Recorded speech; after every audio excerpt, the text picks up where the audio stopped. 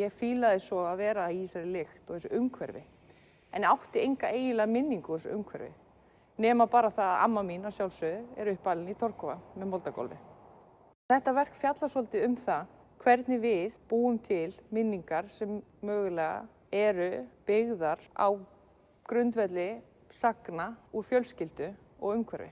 Minni er hringlaga tillaga, er fengin að láni úr bók eftir Lucy Lippard, The Lure of the Locals, þar sem hún fjallar hvernig staður er eitthvað sem er innra með manni og svo talar hún að landscape er eitthvað sem er 360 gráður í kringum hann. Og þannig kannski er hægt að sjá þetta verk út frá því að hérna höfum við eitthvað svona bogalega torfkofa. Þetta er verk sem má koma við, þetta er verk sem má taka þátt í, þú virkjar það með því að ýta því.